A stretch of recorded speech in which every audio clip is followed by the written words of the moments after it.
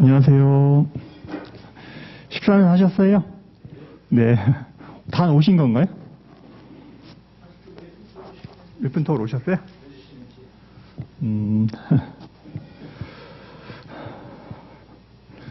앞서서 어떤 강의들 하셨나요?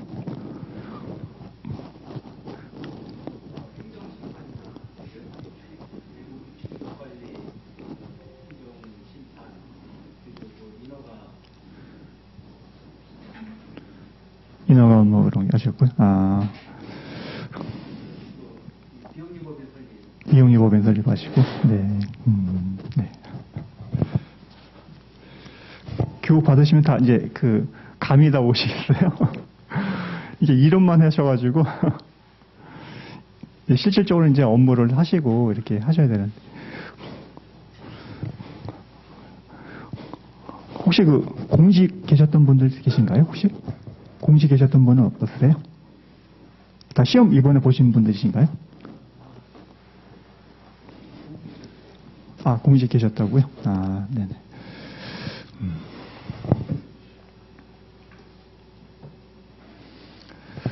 아직 다 안 오셔가지고,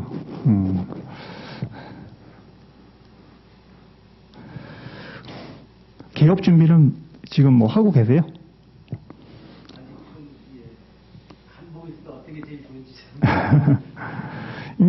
이거 하시려면은 바로바로 하셔야 되세요. 뭐 이제 재고 이렇게 하면은 이게 어차피 이제 사업이기 때문에 과감하게 하셔야 되세요.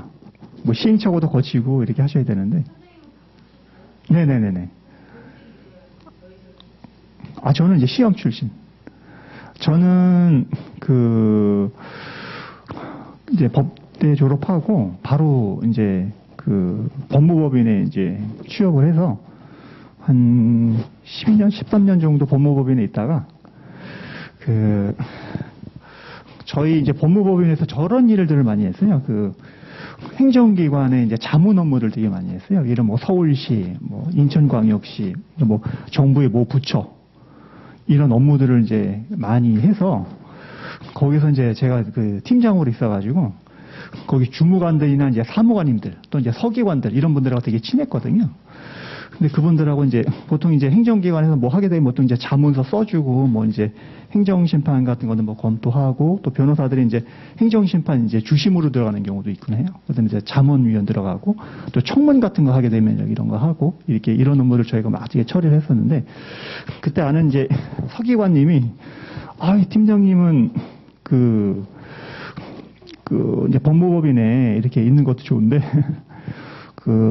제가 좋은 자격증이 있는데 이거 한번 소개해 주니까 이거 한번 공부해 보시라고 하더라고. 그게 뭔데요?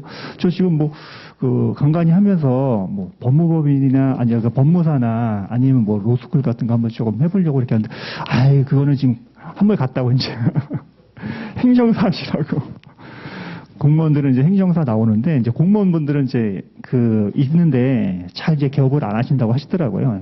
뭐 연세 많이 드셔 나오시고 이렇게 하시고 해서 뭐 많이 안 하시는데 그걸 하시면 할 수 있는 부분들이 되게 많다고. 이제 공무원분들도 이제 업무가 많이 개발이 안 돼서 잘 모르긴 하는데 이제 이게 범위가 자기가 알기로는 어마어마하다고 이게 그런 부분들을 조금 하면은 아마 다른 것보다는 좀 날 수 있다고 얘기하셔가지고 그런가요? 딱 보니까는 저도 알아보니까 할 수 있는 부분이 되게 많더라고요. 제가 법무법인에서 하던 업무들을 거기서 이제 행정사들이 이제 다 하더라고요. 저는 이제 40대 넘어가면은 이제 제 사업을 하고 싶었거든요. 제 사업을 이제 하고 싶어가지고 이제 고민하다 보니까는 행정사를 쭉 연결하다 보니까는 이게 자격증이 너무 좋은 거예요. 보니까는 행정사법을 딱 이제 검토해 보니까 변호사처럼 이제 권리와 의무에 관한 문서들, 이제 법률 문서 작성한다는 게 가장 큰 메리트였고요. 법률 문서를 작성하는 전문 자격사가 변호사하고 행정사밖에 없거든요. 법무사나 노무사가 법률 문서를 작성하게 되면 법 위반이에요. 근데 법적으로도 이제 법률 문서를 작성해서 법률 문서를 작성할 수 있으면 당연히 법률 상담을 뒤따라서 하더라도 문제가 될 수 있는 부분이 아닌 거고. 그다음에 이제 행정기관의 인허가 대리 신청하는데 행정기관의 인허가 대리 업무들이 이제 어마어마하더라고요. 일단 지금 저도 이제 그 3기니까는 이제 오래 했잖아요. 그런 업무들을 쭉 하다 보니까는 어마어마한 부분들도 굉장히 많고, 매 주마다 대한민국에 있는 모든 행정기관에서 거의 수천 건의 행정처분들이 쏟아져요. 그 다음에 여러 가지 이제 관련된 인허가 업무들도 굉장히 많고, 그런 인허가 업무들을 하면은 변호사보다도 이게 보수를 더 많이 받을 수 있는 것도 굉장히 이제 많이 이제 받을 수 있는 부분도 있고, 그런 것들을 이제 고민하다 보니까는, 이게 확실히 괜찮다라는 부분들도 있고, 그래서 이제 시험을 봐서 이제 직장을 다니면서 이제 공부를 해서 이렇게 썼던 부분이고, 또 법무부인에서 매치되는 업무들도 굉장히 많더라고요. 또 이제 출입국 업무 관련된 부분도 그렇고, 가사 관련된 부분도 이제 가끔가다 이제 행정사 사무소 하면은 이혼이나 인지 이런 거 상담하시는 분들 되게 많으세요. 그러면은 그런 것도 이제 검토해서 말씀을 드리고 찾는 부분도 있고, 또 행정기관의 이제 업무 중에서 앞으로 하시게 되게 되면은 일반 이제 민원인에 관한 이런 것들 이제 많잖아요. 외국인 업무도 있고 행정 심판도 있고 이렇게 하시면은 기업 행정을 하셔야지 제대로 돈을 버시는 거예요. 기업 행정. 기업 행정을 해야지만 정말로 이제 기업을 상대로 하는 행정이 굉장히 많거든요. 이런 것들을 하셔야 되세요. 그래서 이제 행정사들은 공부를 진짜 많이 하셔야 돼요. 굉장히 많이 알아야 돼요. 공부를. 이게 법무사, 이거는 법무사 과목이야. 아니면 변호사 과목이야. 이러면 안 돼요. 관련된 법률 다 공부를 하셔야 됩니다. 예를 들면 하다못해 기업 행정을 하려면은 상법을 잘 알아야 돼요. 상법 공부 열심히 하셔야 됩니다. 우리가 행정사가 무슨 상법이라는 거 하시는데, 기업체에서 우리가 정관 정비를 되게 많이 해줘요. 행정사들이. 우리는 정관 같은 거 작성해가지고 해줄 수 있잖아요. 정관 작성해주고 문제되는 것들 다 검토해가지고 등기는 법무사도 이제 주면 돼요. 법무사한테 해라고 하게 되면 법무사들 그거 등기하는 거 30만 원, 40만 원 주면 좋다고 이제 다 해줘요. 행정사에 가지고 협업합시다 이렇게 한단 말이에요. 그런 것들 그분들한테 하고, 나머지 정관 정비해가지고 문제되는 것들 다 검토하고, 대표이사 거기다가 급여에 관한 부분들이라든가 기업의 어떤 발전에 관한 부분들 정관 정비 딱 해가지고 하는 부분들이 굉장히 많이 있거든요. 그 다음에 예를 들면 하다못해 내년 연초마다 이제 병역 특례. 이제는 기업에서 가장 관심 있는 게 인사노무예요. 인사노무. 사람들 쓰는 거. 사람들 쓰는 것들이 가장 관심 있는데, 특히 이제 외국인 출입하는 거. 외국인을 써야 된단 말이에요. 외국인 쓰려면 비자 하셔야 되죠. 또 이분들이 기업에서는 해외 업체하고 뭔가 조인해서 뭔가 해야 돼요. 외국인 투자도 해야 돼요.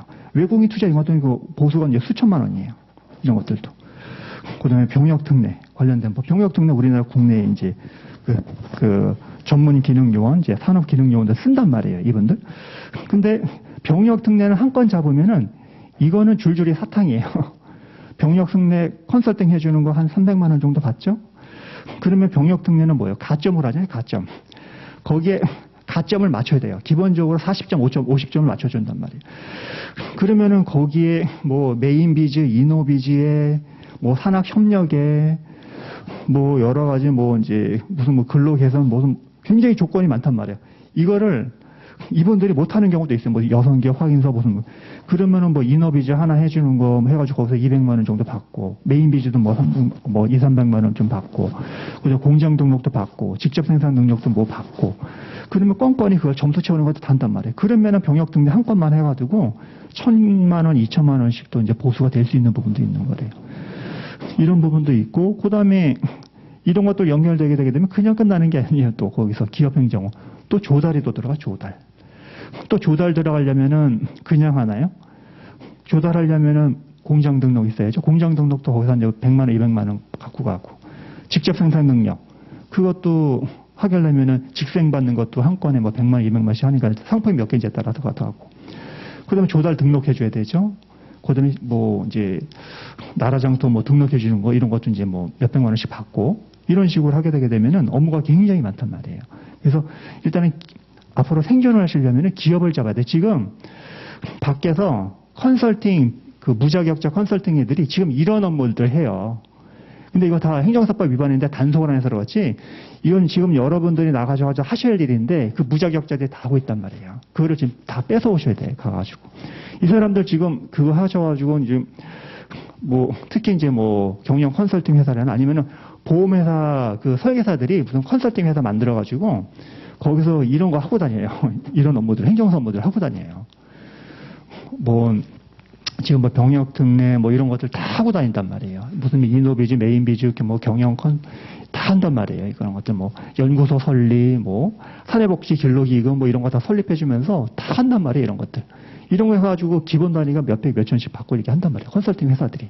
이런 것들을 다 쳐내가지고 행정사님들이 다 갖고 오셔야 돼요. 본인들이.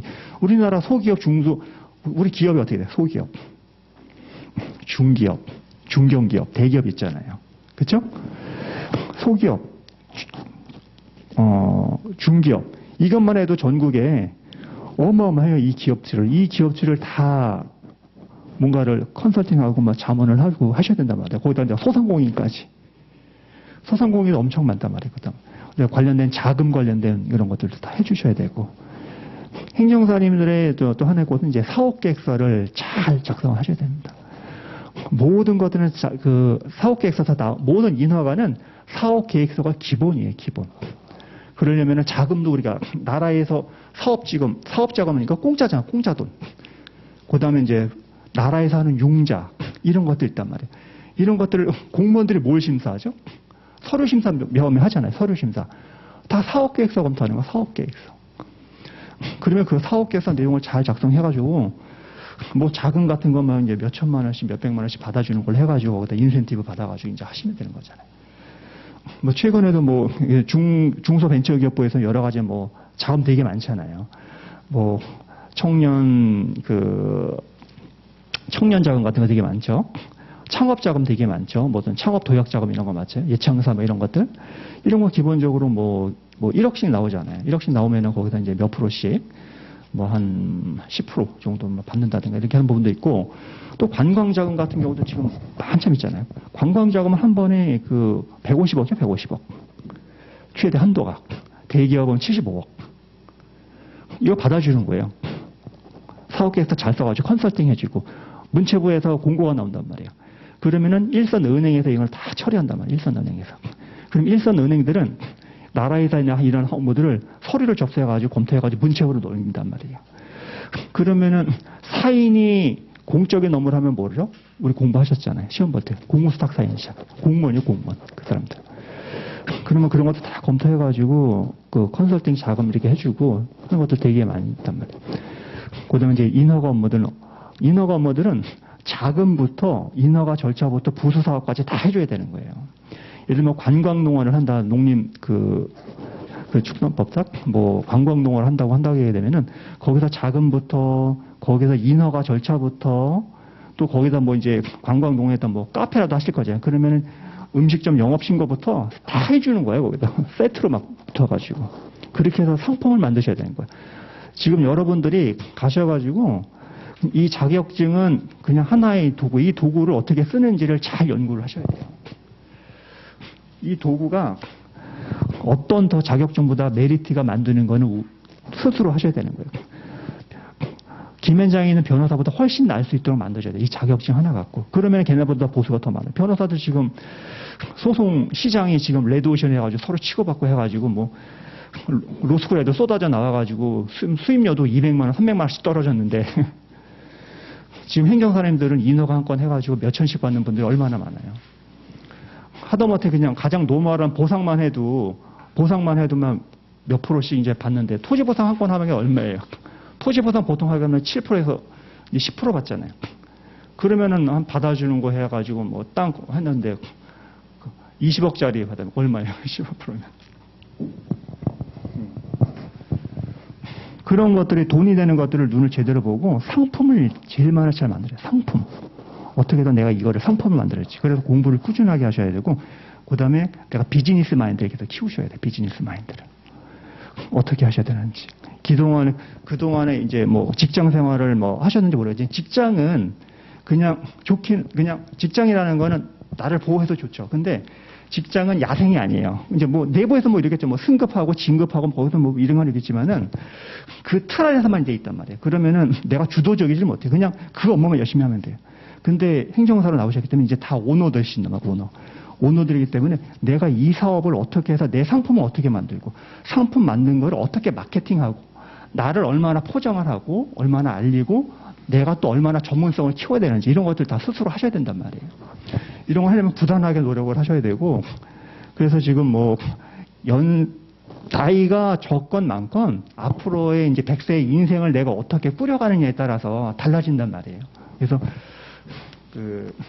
뭐 공직에 지금 나오셨건 아니면 어떤 일반 회사에서 정년 퇴임을 하셨건 아니면 젊은 친구들이 지금 나와서 뭘 하건 앞으로 내 인생을 100세까지 뭔가를 만들어 가려면은 지금 나름대로 공부도 많이 하죠. 저도 지금 공부를 하고 있어요. 맨날 일 치여가지고 이렇게 하면서 불구하고 그렇다고 잠은 충분히 어느 정도 자시는데 그 건강도 굉장히 중요하죠. 롱런 해야 되기 때문에 건강을 무시하시면 안 되고 그러면서도 꾸준하게 집에 들어와서도 항상 뭔가를 배우려고 새로운 거 보고 읽고 그다음에 항상 개발하고 그다음에 행정기관 홈페이지를 이거는 수학의 정석이에요. 이거는 홈페이지에 우리 일거리가 다 있어요. 거기 공정거래위에 예를 들면 공정거래위원회 들어봐요. 거기 일거리가 다 있어요.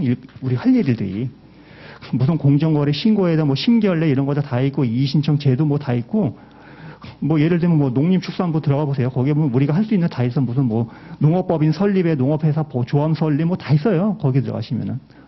일선 지자체 예를 들어가 보세요. 서울시청 들어가 보세요. 거기서 뭐 비영리 민간단체 등록, 뭐 사단법인 무슨 설립, 뭐 도로조명 허가 뭐 다 있어요. 그런 것들 제대로 공부하셔가지고 내 상품화를 해가지고 일단은 상품화를 해가지고 온라인에 올리면은 소비자는 반드시 있다. 왜냐하면은 문외한 분들이기 때문에 못하기 때문에 전문가를 찾게 되어 있다. 그래서 항상 그 소비자는 항상 있다는 걸 생각을 하셔야 됩니다. 내가 얼마나 상품화를 잘하느냐에 따라서 그거는 얼마의 가치를 내가 창출할 수 있는 부분이기 때문에 그런 것들을 조금 많이 연구를 하시고 고민을 하시고 그래서 일단은 뭔가를 이제 전문화하시는 것도 좋고 공부도 많이 하셔야 되고 해서 좀 그렇게 좀 많은 방향으로 조금 하시는 게 이제 좋을 것 같습니다. 그래서 지금은 이제 뭐 이제 공부를 하시고 여기서 하시지만은 기본적인 것도 뭐 이런 거 다 기본이에요. 행정사가 기본적으로 할 수 있는 업무들이 있거든요. 노멀하게 다 되어 있는 것들, 뭐 행정심판, 출입국, 뭐 이런 것들 다 있잖아요. 뭐 학교폭력 이런 것들, 뭐 기본적인 뭐 인허가 이런 것들, 뭐 법인 설립 이런 거. 학원에서 하는 거는 그냥 행정사들이 일반적으로 하는 이거 업무들이에요. 이거는 누구나 할 수 있는 업무들 이런 거는 누구나 이런 걸 안 하게 되면 행정사업을 못 하는 거. 그냥 쉽게 말하면 이제 법무사들이 등기하는 것처럼 이거를 안 하면 행정사업을 할 수 없는 기본적인 업무들만 하시는 거예요. 여기서 공부는 기본적인 지식만 그 이외에 내가 여기에서 알려주지 않는 업무들이 얼마나 많은지 몰라요. 그런 것들을 해서 경쟁력을 내가 키워야 된단 말이에요. 하다못해 예를 들면 지금 이 마스크 있잖아요. 이거. 마스크 이번에 코로나 때문에 대박 쳤어요. 행정사들. 이거 컨설팅 업체들은 뭐 얼마나 많이 뛰어들어가서 하긴 하겠지만은 마스크 이거 해주는데 얼마 받았어요? 이거. 기본이 1,000단위에요, 1,000단위. 마스크 하나 해주는데. 몇 천씩 갖고 왔었다, 행정사들이 이번에. 근데 지금은 많이 이제 줄어들었지만은, 그 다음에 지금 뭐 코로나 때문에 뭐 이거 세정제 만드는 거 뭐 살균제, 탈취제. 그래서 생활화학 제품 신고하는 거, 승인받는 거, 이런 것도 엄청 많이 했어요. 이런 거 여기서 안 알려주잖아, 이런 것들. 찾아야 돼요, 그런 것들. 선배들 홈페이지 다 보셔가지고 무슨 일, 이 양반들은 무슨 일을 하는지 보셔야 돼요. 뭐 그게 나쁜 건 아니잖아요. 아, 이 양반들은 이런 일도 하는구나. 후배는 당연히 볼 수 있죠. 뭐 홈페이지 들어가가지고 이런 일도 있구나. 이것도 되겠구나라고 하는 것들을 아셔야 돼요, 그런 것들을. 그래서 빨리 보고 뭔가를 상품화될 수 있는 것들을 올려서 내 쇼핑몰에 올려야 돼요. 블로그는 내 쇼핑몰이에요. 내가 만든 쇼핑몰. 쿠팡에 거기는. 거기다 올려야 돼요. 공부 열심히 하셔가지고. 내가 물건을 팔려면은 올려놔야 되잖아요. 진열 디스플레이를 해야지. 그 다음에 거기다가 올려놓고 소비자가 들어오면은 내가 팔 수 있을 만큼 제대로 된 팔 수 있는 만큼 이제 불완전 판매하면 안 되잖아요. 완전 판매하셔야 되잖아요. 그러면 내가 공부를 하셔야 되겠죠. 그러려면 꾸준하게 이제 공부하셔가지고 그런 업무들이 있다는 부분들 해서 앞으로 자격사의 이 시장에서는 행정사들이 아마 무궁무진한 어떤 업무 개발이 되지 않는 게 너무 많아요. 먹거리가 많아요. 근데 다른 자격사들은 특히 변호사만 해도 소송시장이 포화됐어요. 저도 법무법인 있었잖아요. 소송시장 포화돼가지고 소송시장이 이제 레드오션. 서로 치고받고 해가지고 로스쿨 애들 막 나와가지고 뭐 소송 수입료 뭐 덤핑 시키고 막 하고 그다음에 법무사님들 뭐 엄청 많이 나오셔가지고 법무사님도 죽으려고 그래요 지금. 변호사들이 그 업무 하니까. 등기 다 하고 법무법인에 뭐 등기팀 만들어 놓고 다 해가지고 법무사 업무 다 해버리고 그거는 힘들어요. 근데 이제 행정사 업무들은 그렇지 않은 업무들이 이제 굉장히 많아요. 근데 우리가 일을 하시면서 우리는 이제 무자격 컨설팅 업체를 좀 많이 쳐내야 돼요. 지금 이런 업체도 엄청 많아요. 그냥 인터넷에 쳐보세요. 뭐든 하다못해서 뭐 경영 컨설팅만 쳐보세요. 그러면은 걔네도 홈페이지에 들어가죠. 행정사 업무들이 거의 절반 이상이에요. 절반 이상. 가끔 한 절반은 세무사 업무. 세무, 뭐 가지금 정리, 뭐 이런 것들 되게 많아요. 거기 뭐 세무사 업무들도 되게 컨설팅 많이 한단 말이에요. 그다음에 노무사 업무도 되게 많고 걔네들이 하거든요. 그래서 그런 것들을 좀 잘 보시고 그다음에 이제 무자격 컨설팅 업체들도 뭘 하는지 이거를 잘 보셔야 되세요. 무자격 컨설팅 업체 하다못해 이제 건설업 등록 같은 경우도 이게 뭐 몇백씩 되거든요. 뭐 양도 하는 것들. 근데 다 컨설팅 업체들에서 지금까지 건설업 등록하는 거. 종건, 그 다음에 이제 전문 있잖아요. 건설업 등록하시는 거. 또 양도하고 이런 것들도. 이제 그런 부분들 이제 상품이 뭐가 될 수 있는 부분들, 대한민국의 이제 행정기관의 어마어마한 이것들을 조금 잘 파악을 하셔서 나름대로 이제 상품을 잘 하시고, 그 다음에 우리 경쟁력을 키우려면은 규모의 경제가 필요해요. 나 혼자 독고다이로 하게 되면은 이제 쉽지는 않아요. 그래서 변호사들이 왜 법무법인 왜 만들어요?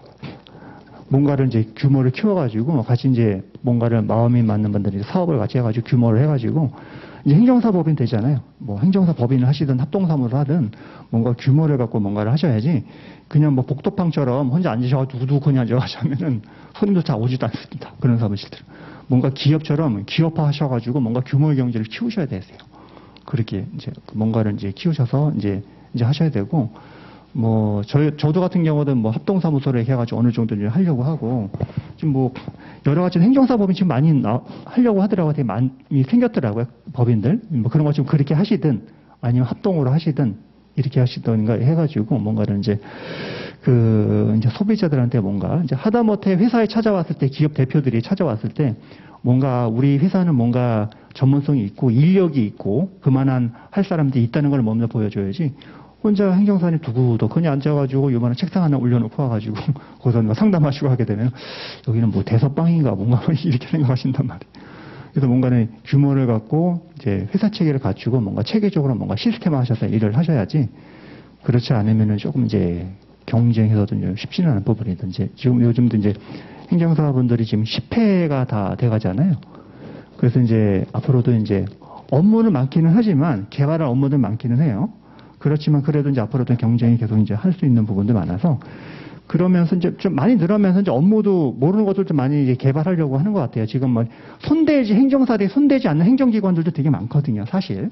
근데 그런 업무까지 다 끄집어내가지고 뭔가 하게 되게 되면은 그 업무들도 많아지고 해서 이제 더 저는 뭐 계속 행정사에 나오게 되면 좀 긍정적으로 보기는 있어요. 뭐 제가 모르는 업무들도 누군가 이게 던지거든요.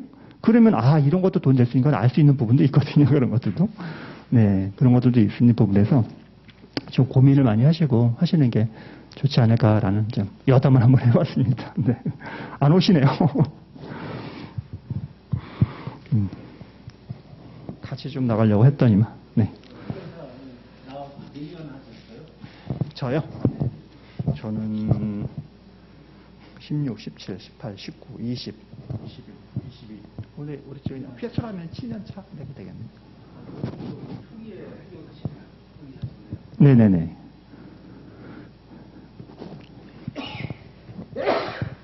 계속 학교 통역 운영만 계속 하시는가요? 다른 것도 아니에요. 이거는 제가 여기서 학원에서 맡겨주셔가지고 이 각인하는 거지 이것만 하진 않아요. 전 다 합니다. 이거는 그냥 제가 그 예를 들면 제가 서비스하는 쉽게 말하면 종목이 한 가지일 뿐인 거예요. 이거는 제가 학교 폭력을 여기서 강의한다고 해요. 이것만 하지 않아요. 네. 저는 이제 다 해요. 예. 저는 이제 저는 이제 법무법인에서 한 15년 정도 일했던 것들이 되게 도움이 많이 돼서 이제 여러 가지 다방면으로 이제 다 하고 있고요. 뭐 주로 많이 한다고 그러게 되면은 이제 저는 이제 법무법인에서 이제 글 쓰는 업무들을 많이 하고 법률 자문 이런 걸 많이 해가지고 이제 행정심판 같은 거 이런 것들 이제 분쟁 관련된 분쟁조정위원회 이런 것들 주로 많이 하긴 하는데 그렇다고 다른 업무를 하지 않는 건 아니에요. 인허가도 하고 출입국도 하고 이제 노무 관련된 있는 것들도 하고 다 하고 그다음에 이제 대부분 기업인들도 많이 상대하다 보니까는 기업인들 상대하려면은 법률 지식이 이게 포괄적일 수밖에 없어요. 대표님들 다 물어보셔요. 그냥 다.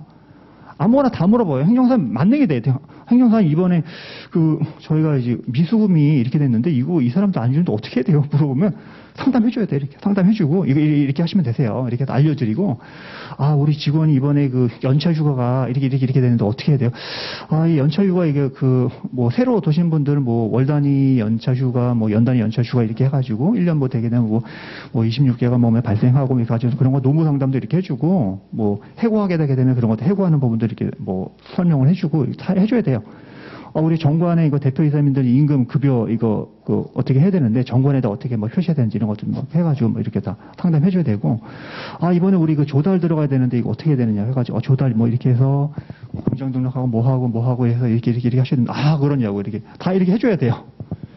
그래서 포괄적으로 알아야 되고, 그 다음에 이제 기업체 대표님들, 행정법 위반해가지고 형사처벌 받는 게 어떻게 많으세요? 우리가 사업하다 보면은 인허가를 필요한 사업들이 굉장히 많잖아요. 자유업도 있지만 인허가를 요하는 사업들도 굉장히 많단 말이에요. 근데 예를 들면 어떤 대표님 환경법 위반하셨어요. 그럼 위반하시면 어떻게 돼요? 행정기관에서 영업정지나 행정처분 나가는 거 이외에도 행정기관에서 고발을 할 수 있잖아요.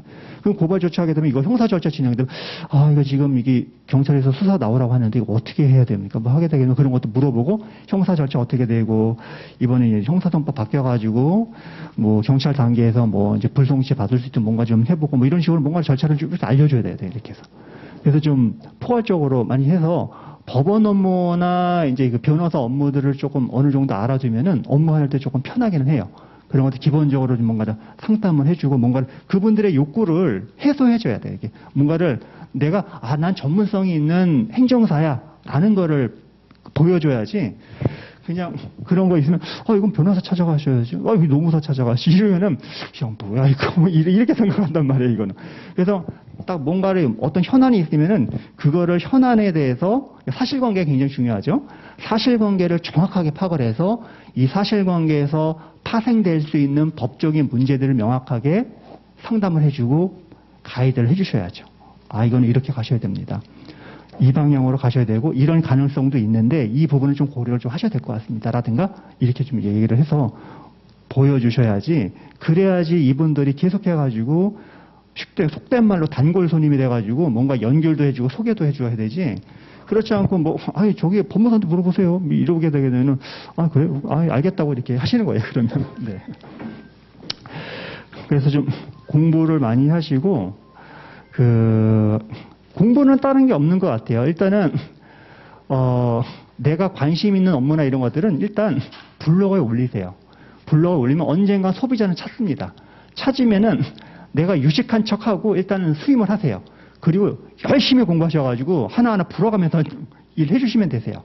그렇게 해서 하셔야지 내가 완벽하게 이 일을 배워가지고 업무 처리하는 건 사실상 불가능해요. 저도 로펌에 있어봤는데 변호사들 일할 때도 100% 다 알고 하는 사람은 없어요. 그냥 일단은 사실관계 명확하게 정리한 다음에 제가 검토해서 말씀드리겠습니다 해가지고 진행해가지고 자기도 공부해가지고 업무 처리해주지 자기가 100% 뭔가를 아는 상태에서 해주는 사람은 거의 없습니다. 그래서 마찬가지 우리도 어느 정도 이제 공부를 이제 내가 상품 할 만한 거를 기본적으로 내 상담할 정도만 공부를 해두시고 내 쿠팡에다 다 올려놓으셔야 돼요. 네, 홈페이지에다가. 내 쿠팡에다가 블로그에다 다 이렇게 올려놓으셔가지고 상품을 디스플레이 쫙 해주고 보기 좋게 하신 다음에 소비자가 이제 우리가 이제 유인을 하는 거잖아요. 우리 민법 배우셨죠?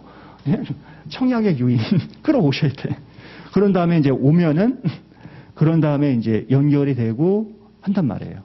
그러면은 그때부터 이제 열심히 공부하고 뭐 이렇게 하시고 예를 들면은 뭐 쉽게 말하면 뭐 학교폭력 업무가 이제 들어오셨어요. 그러면 오늘 강의에서 대강을 한단 말이에요. 올리시는 거예요. 그런 다음에 수임한 다음에 사실관계 명확 파악해가지고 나름대로 공부해서 그걸 해결해 주는 거예요. 이렇게 해서. 그런 방법으로 이제 하셔야 될 것 같고, 그 다음에 그 지식을 폭넓게 이렇게 하셔야 되기 때문에 공부를 많이 하셔야 되는데, 전문성은 일단은 제가 그래 막연하게 공부한다는 식을 하지 마시고, 저는 전문성을 어떻게 키우냐면은 제가 관심 있는 업무들은 뭐 전문 서적 읽어 말고 책방 가게 되면은 좀 더 쉽게 읽을 수 있는 뭐 책들이 있어요. 그걸 5권 사요. 그거를 계속 읽어요. 예를 들면 재개발에 관심 있다. 그럼 재개발에 관련된 책을 5권 사요. 잘 익힐 수 있는 책을. 그럼 그거 사가지고 그거 계속 읽어. 5권 다 읽어버려요. 그러면 전문가 돼요. 그러면 그 지식은 내가 상담할 때 거의 막힘이 없어요.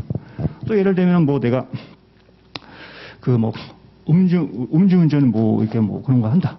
그러면 음주운전 행정심판 관련된 책을 또 서점 가서 한 5권 정도 사요.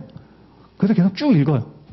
그러면은 그 5권 정도 읽으면 전문성이 키워진단 말이에요. 그래서 그렇게 해서 내가 업을 할 수 있는 관련된 서적들을 그게 그 전문 그 기본서가 아니라고 하더라도 그 관련된 서적들을 읽게 되게 되면은 기본적으로 업무 처리할 수 있는 기본적인 지식과 전문성 어느 정도 쌓입니다. 그러면서 내가 뭐 우리 뭐 전문적인 어떤 서적을 거기다 찾아보는 역할을 해야지 뭐 2권씩 이만큼 사가지고 그거를 뭐 내 전문성 쌓는다고 공부한다는 거 쉽지 않아요. 그런 것들은 수험서 같은 거 이런 거 사가지고 하는 거는 그건 하지 마시고 그냥 뭐 예를 들면 조달에 관심 있다. 그럼 조달에 관련된 건 뭐 행정 공무원들이 나오든 뭐 쉽게 쓴 책이라든가 이런 책 엄청 많아요. 그런 건 뭐 10,000원짜리, 20,000원짜리 책 있단 말이에요. 그거 사가지고 계속 읽어보는 거예요. 그러면은 지식이 쌓인단 말이에요. 그리고 나서 하다가 구체적인 모르는 것들은 이만한 책 그런 거 전문 지식 사서 찾아보고 아니면은 그 국민신문과에 질의 넣고 이러면서도 업무 처리하시는 거지. 방금 그런 것밖에 없어요. 그렇게 해가지고 내가 하나하나 업무를 쌓으셔야 되는 거지. 능력을 배양하시고. 근데 요령도 굉장히 중요한 거예요. 일을 할 때는 요령도 굉장히 중요한 거기 때문에 고지식하게 내가 뭐 임담하는 책이 잘 읽히지도 않는 거 그런 거를 듣다 보고 이렇게 하신다고 생각하시면 그거는 그냥 가끔 가다가 필요할 때 찾아보는 책들이에요.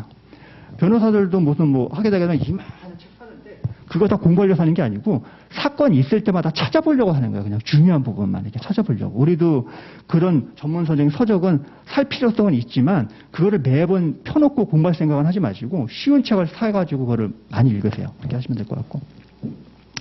예. 안 오시네. 그냥 일단은 진행을 하겠습니다. 네네네. 그래서 이제 제가 두런두런 얘기는 했지만은 그래서 앞으로 하실 때는 그렇게 하셔서 다 이제 승승장구 하시는 행정사님 되셔가지고 이제 행정사들이 이제 국민들한테 이제 인정받고 이제 저변화되는 이제 전문 자격사로서 그렇게 이제 나가시는 방법을 조금 하셔야 됩니다. 그래서 공부도 많이 하시고 지금 저희 사무실에서 이제 공직 나오신 분들이 몇 분 계시거든요. 그분들도 나오셔가지고 이제 연금에만 기대어서 이렇게 뭔가를 하는 것보다는 뭔가 나도 이제 공직이라는 사회 거기서 이제 폐쇄적인 틀에서 정말로 소극적으로 뭔가 일을 했는데 진취적으로 뭔가를 조금 나만의 어떤 거를 좀 속된 말로 끼를 펼쳐보고 싶다라고 하셔가지고 열심히 하시는 분들도 있으세요. 지금 60에 나오셔가지고 그냥 노실 거는 아니잖아요. 거의 지금 100세 시대인데 지금 제가 아는 행정사님이나 변호사님들도 80세 이상까지 일을 정정하게 하시는 분들 되게 많으시고요. 제가 아는 행정사님은 80세인데 아직도 출입국 사무소를 이거 패 들고 그냥 열심히 뛰어다니세요. 얼마나 이제 정정하세요. 얼마나 건강관리 얼마나 잘하시는지 목소리도 쩌렁쩌렁 하시고 그런 분들 많으세요. 그래가지고 이제 그렇게 조금 하시는 게 좋지 않을까라는 생각에서 제가 개인적으로 듣고 하는 그런 얘기를 좀 두런두런 떠들어봤습니다. 네. 오늘 제가 이제 강의할 내용은 이제 학교 폭력이고요. 일단은 오늘 학원에서 하는 수업이다 보니 실무적인 부분도 있고 이론적인 부분도 있어서 재미있는 부분도 있을 수 있고 딱딱하게 재미없는 부분도 있을 수 있습니다. 오늘 강의가 9시까지인가요? 네, 9시까지죠. 네. 그래서 지금 시간을 갖고 천천히 하나하나 이제 뜯어보는 방향으로 하고, 강의는 너무 이제 무리하게 이제 힘들게 하지 않고요. 보통 이제 정각에 시작해서 보통 한 45분 정도, 그래서 이제 15분 정도 충분하게 쉴 수 있도록 그렇게 해서 오래 하다 보니까는 집중력도 떨어지시니까는 그렇게 좀 강의를 좀 진행하도록 하겠습니다. 네. 네. 일단은 요거 프린트물은 이제 교재니까 한번 이제 보시고요. 이제 주로 오늘은 이제 요거 좀 보시면서 제가 그냥 나름대로 파워포인트를 좀 만들어 봤어요. 요거 위주로 이제 강의를 앞에서 집중하면서 이렇게 웬만하면 이제 볼 수 있는 방향으로 이제 하시면은 좋을 것 같습니다. 필요하면 제가 요것도 이 강의물도 한 번씩 이제 보시라고 이렇게 말씀을 좀 드릴게요. 네. 학교폭력. 학교폭력 하면은 뭐 잘 아시겠지만 최근에 언론에 너무나 많은 끔찍한 사건들이 굉장히 많죠. 지금 아이들의 이제 폭력 행위나 이런 부분들이 이제 어른들을 이제 능가하는 그런 뭐 여러 가지 잔인성이라든가 이런 거를 나타내는 그런 학교폭력도 굉장히 많고, 그래서 좀 사회적으로 이제 문제가 된 부분인데, 그래서 이런 학교폭력이 좀 심각해진 부분이 있어서 지금 뭐 여타 다른 이제 분들도 이제 뭐 소년법 같은 거를 조금 개정을 해서 뭐 조금만 뭐 무슨 문제 있으면은 이 청소년 애들이 나는 뭐 소년법 적용받는 사람이기 때문에 뭐 속된 말로 뭐 이제 뭐 배짜라는 식으로 이런 식으로 나오는 친구들이 굉장히 많아요. 마음대로 해보세요. 뭐 나는 뭐 형사처벌도 안 받는데 뭐 나는 뭐 사람 뭐 어떻게 뭐 막 심각하게 막 때리고 다치게 해도 나는 뭐 처벌도 안 받는데 뭐 이런 식으로 생각하는 조금 반사회적인 인간성을 갖고 있는, 이제 사회성을 갖고 있는 친구들이 굉장히 많아요. 아마 뭐 성장 과정에 여러 가지 뭐 삐뚤어진 어떤 뭐 환경이라든가 뭐 부모로부터 교육이라든가 이런 것이 원인이 되겠지만은, 그래서 이제 이런 어떤 심각한 문제를 조금 개선하기 위해서 소년법을 조금 이제 개정을 해서 좀 강력한 청소년들의 이제 범죄 행위에 대해서는 성인 수준으로 처벌할 필요성이 있다라는 의견을 주시는 분도 좀 많이 있는 것 같습니다. 그래서 주로 행정사님들이 하시는 부분들이 이제 주로 이제 교육청에서 이루어지는 행정 처분에 대해서 피해자나 가해자 쪽을 구제를 하는 방법으로 이제 행정 심판을 쪽으로 이제 주로 하시는데, 그 이외에도 행정 구제뿐만이 아니라 이제 뭔가 이제 형사적으로 자문해 줄 수 있는 부분은 조금 해 주셔야 될 것 같고요. 민사적인 부분도 같이 얘기를 해 주셔야 됩니다. 우리가 이제 어떤 이제 모든 문제들이 우리가 포괄적으로 문제를 해결하고 상담할 수 있는 능력을 이제 키우시는 연습을 많이 하셔야 될 것 같아요. 뭐 그런 것도 지금도 오랫동안 직장을 사면서 이제 그런 능력도 이제 있으시겠지만은, 예를 들면 이제 학교 폭력이잖아요.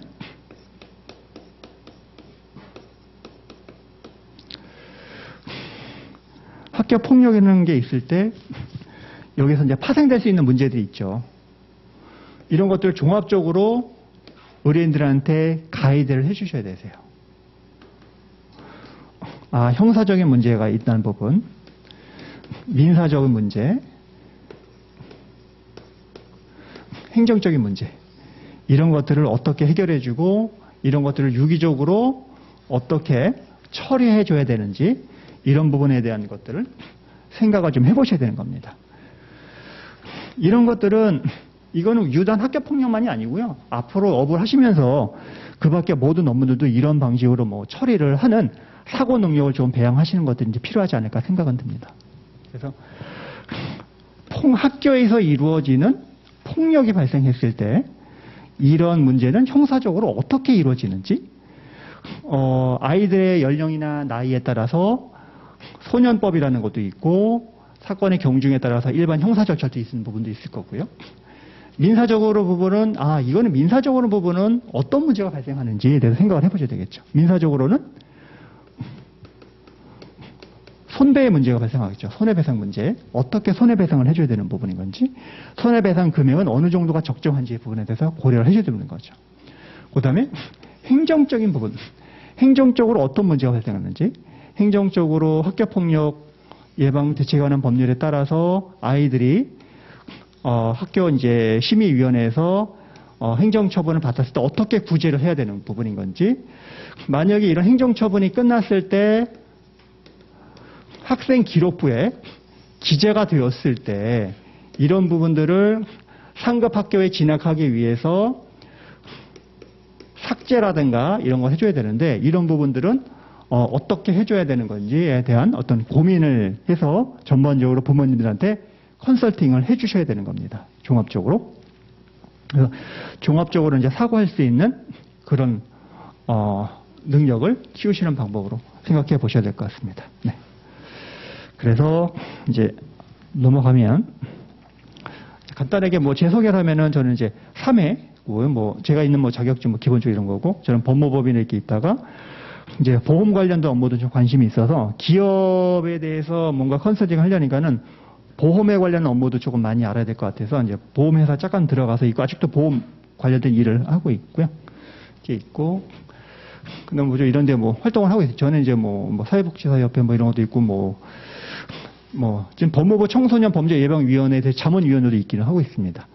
뭐 신문사 컬러니스트도 있고, 예전에 뭐 국회 행정부에서 뭐 표창장도 받은 적도 있고, 뭐 이렇게 제 개인적인 이력 간단하게 좀 표시를 해봤습니다. 네. 네. 그러면 모든 이제 우리가 어떤 업무를 할 때는 그 정의를 잘 알고 계셔야 돼서요. 정의.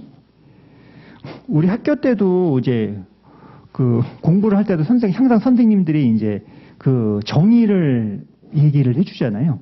그래서 우리 모든 업무가 마찬가지 같습니다. 정의를 제대로 알아야 돼서, 이 정의는 그 관련된 법에 다 나와 있습니다.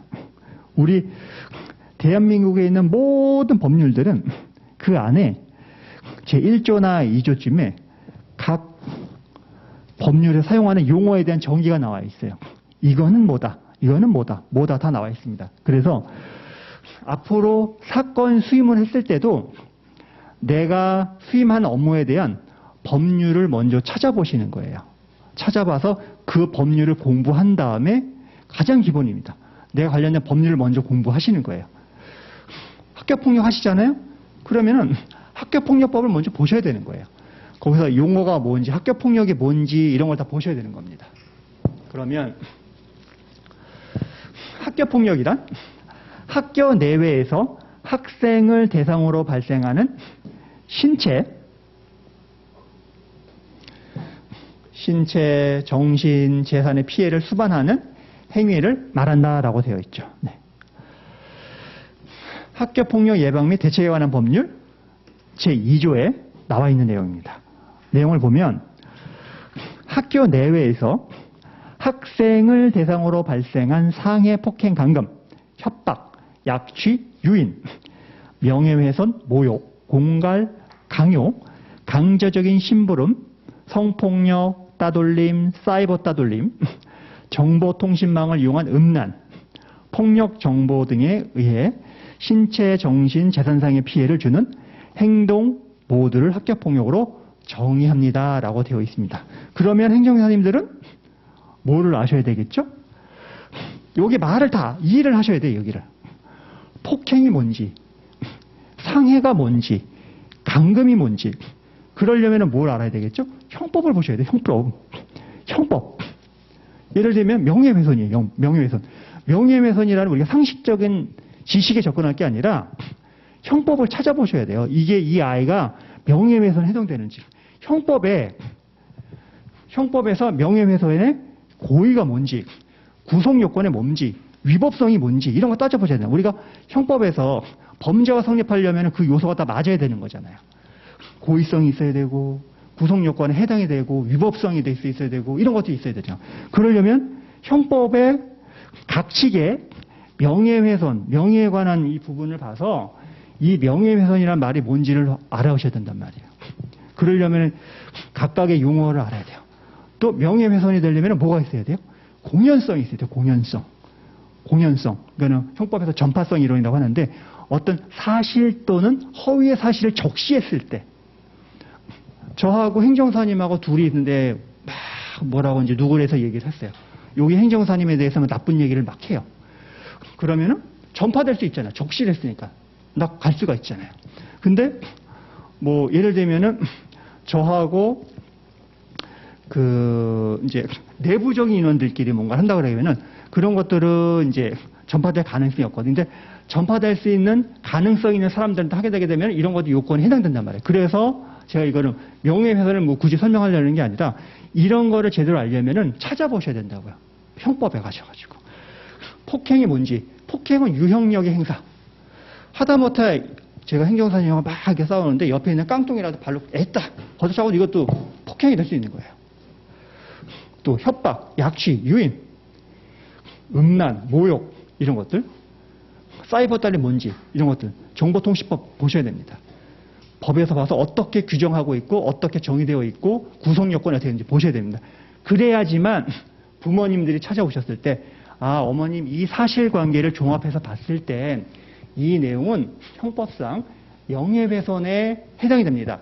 명예훼손의 고의가 있고 구속요건에 해당이 되고 충분하게 위법성이 있는 부분이기 때문에 이거는 학교폭력법상 폭력에 해당이 되고 그렇기 때문에 이거는 학교폭력이 되기 때문에 심의위원회에 가서 뭔가를 할 수 있는 그런 해당이 됩니다. 이 정도 얘기를 해주셔야 되는 거예요. 그래서 단순하게 그냥 상식적으로만 접근하지 마시고 제대로 뭔가 컨설팅 해주고 자문을 해주려면은 형법을 공부하시거나 관련된 법률을 좀 찾아보셔야 됩니다. 그래서 이걸 좀 이렇게 해서 좀 정의를 좀 말씀을 드리고요.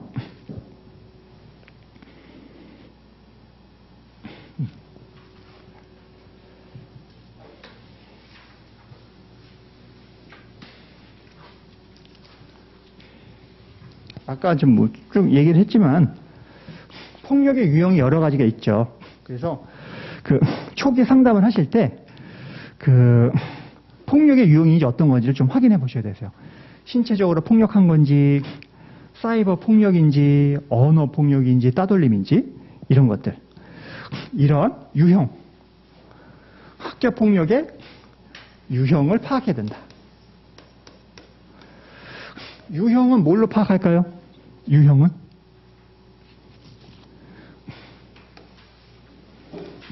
의뢰인들이 얘기하는 주장이죠, 주장. 의뢰인들이 하면 주장. 그 다음에 의뢰인들이 갖다 주는 여러 가지 자료. 자료가 되겠죠. 자료는 뭐가 있겠죠? 영상 자료도 있겠죠. 사진 자료도 있겠죠. 누구의 진술서도 있겠죠. 아니 녹음 내용도 있겠죠. 녹취도 있겠죠. 이런 것들. 이런 자료를 주셔서 누구의 제3자의 진술 이런 걸로 통해서 학교폭력 유형을 판단하고 사실관계를 명확하게 확정져서 우리가 또 주장을 하셔야 되는 겁니다. 그래서 이걸 학교폭력하다가 가장 중요한 거는 유형을 파악하고 사실관계를 잘 파악해야 되는데 이거를 파악하기 위해서는 이런 부분들을 의뢰인들한테 자료를 잘 받아야 된다라는 걸 말씀드리고 싶으신 거예요. 사실관계가 애매하면은 사건을 풀 수가 없습니다. 이건 가장 기본입니다. 그래서 이런 것들 조금 사실관계를 이제 확정할 수 있는 자료들 잘 받으셔야 될 것 같고요. 네.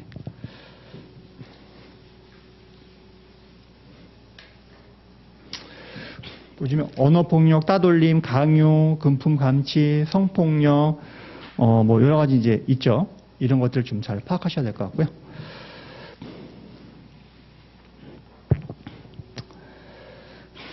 폭력행위 중에서 이제 신체적인 거. 어떤 것도 있을까요? 고의적으로 건드리거나 치는 거요. 시비 거는 아이들. 잘 안 보이세요? 여기를 잠깐만요.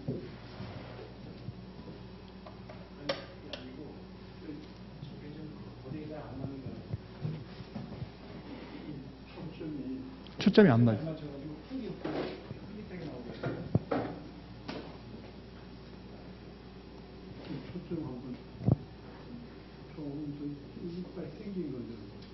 네, 이게 자료가 되셨네? 좀 나으셨어요? 아, 이게 밑에 여기 관리하시는 분들 한번 좀 조절을 좀 해달라고 하겠습니다. 50분간 잠깐 쉬었다가 그러면은 3시부터 다시 하시죠. 네.